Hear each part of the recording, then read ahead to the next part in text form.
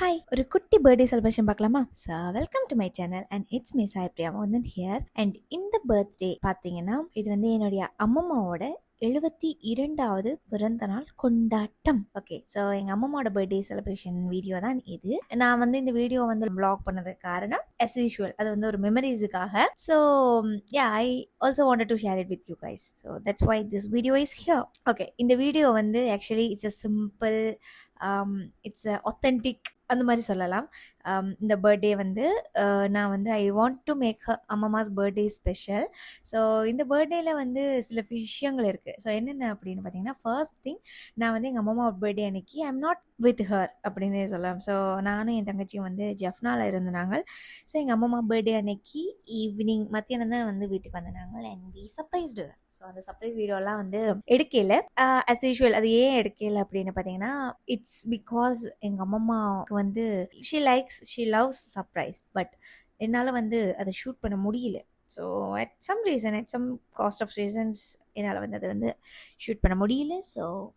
So then வந்து பார்த்தீங்கன்னா, இந்த வீடியோ எடுக்கிறதுக்கு இன்னொரு காரணம், this is because I don't know whether நான் நெக்ஸ்ட் எங்கள் அம்மாவோட பர்த்டேக்கு நான் எங்கே இருப்பேன்னு எனக்கு தெரியாது. ஸோ மோஸ்ட்டாக ஒரு இடத்துல இருப்பேன் அப்படின்னு நம்புகிறேன். ஸோ அதனால் இந்த வருஷம் வந்து I want make it special for her. அடுத்த தேர்ட் ரீசன் என்ன அப்படின்னு பார்த்தீங்கன்னா, இந்த பர்த்டே வந்து நானும் என்னோட தங்கச்சியும் என்னோட அம்மம்மாவும் மூணு பேர் தான். ஸோ நாங்கள் 3 பேர் மட்டும்தான் அதை வந்து செலிப்ரேட் பண்ணினாங்க.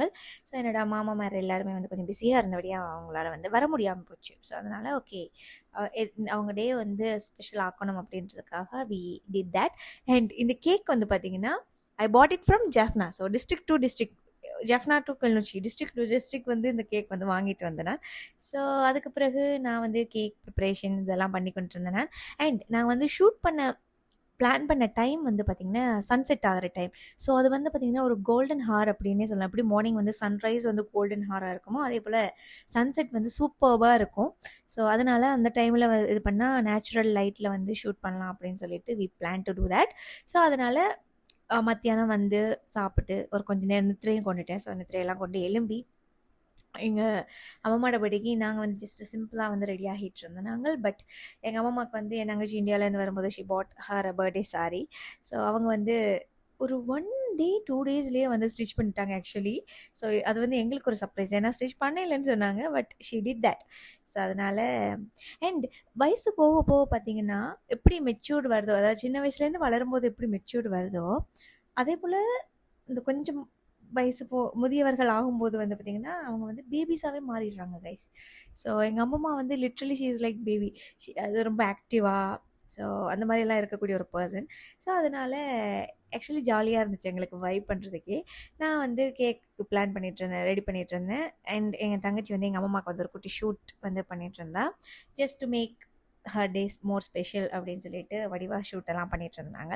ஸோ அந்த மாதிரி பண்ணி முடிச்சுட்டு ஓகே டைம் ஆகிடுச்சு. அந்த கோல்டன் ஹாரை மிஸ் பண்ணிடக்கூடாது. கேக் கட் பண்ணுறதுக்கு லைட்டிங் தேவை. இங்கே வந்து லைட்டிங் வந்து பார்த்திங்கன்னா ரொம்ப நைட்டிலலாம் நம்ம செலிப்ரேட் பண்ண வெளிக்கிட்டோம்னா இருட்டாயிடும், டூ டார்க் ஆகிடும். ஸோ இது வந்து இது கிராமம் தானே. ஸோ அதனால டூ டார்க் ஆகிடும்.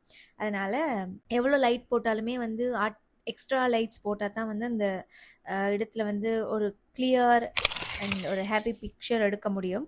ஸோ அதனால் நாங்கள் வந்து அந்த ஈவினிங்லேயே வந்து இங்கே வந்து மோஸ்ட்டாகவே வந்து ஸ்ரீலங்காவில் நான் பார்த்த வரைக்கும், எனக்கு தெரிஞ்ச வரைக்கும் ஈவினிங்லேயே தான் வந்து பர்த்டே செலிப்ரேட் பண்ணுவாங்க. நாட் நைட் அந்த 6, 7 அப்படிலாம் போகாது, 4, 5 அந்த மாதிரியே செலிப்ரேட் பண்ணிடுவாங்க. ஸோ நாங்களும் அந்த ஒரு மாடல் ஆஃப் டைமிங்கை வந்து பிளான் பண்ணிவிட்டு வி ஸ்டார்டட்.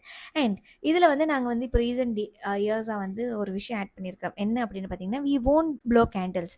ஸோ கேண்டில் வந்து கேண்டில் ஏற்றினாலும் we won't blow that candle.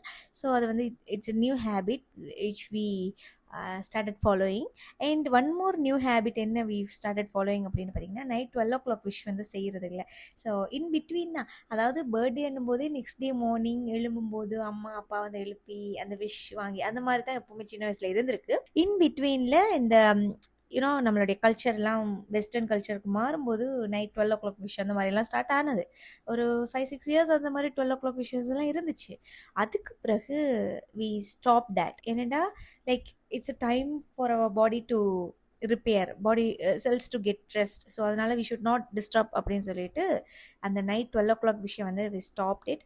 So இப்போ ஒரு கரண்ட் 1 இயர் 1.5 இயர்ஸாக வந்து எந்த ஒரு பர்த்டேக்குமே நைட் விஷஸ் வந்து செய்கிறது குறைவு. ஆல்மோஸ்ட் ஏதாவது சில பர்த்டேக்கு வந்து அப்படி ஒரு பர்த்டே ஏதோ அப்படி செஞ்சுருக்கோன்னு நினைக்கிறேன் அந்த ஸ்டாப் பண்ணதுக்கு பிறகு. கரண்ட்டாக வந்து எந்த ஒரு பர்த்டேக்கும் நைட் 12 o'clock விஷ் கிடையாது. ஸோ அதனால் ஏர்லி மார்னிங் விஷஸ் தான். ஆக்சுவலி அந்த விஷ் வந்து பார்த்தீங்கன்னா ரொம்ப எனர்ஜெட்டிக்காக ரொம்ப ஃப்ரெஷ்ஷாக கொஞ்சம் நல்லா இருக்குது. Actually happy mind set happy mood இருக்குது.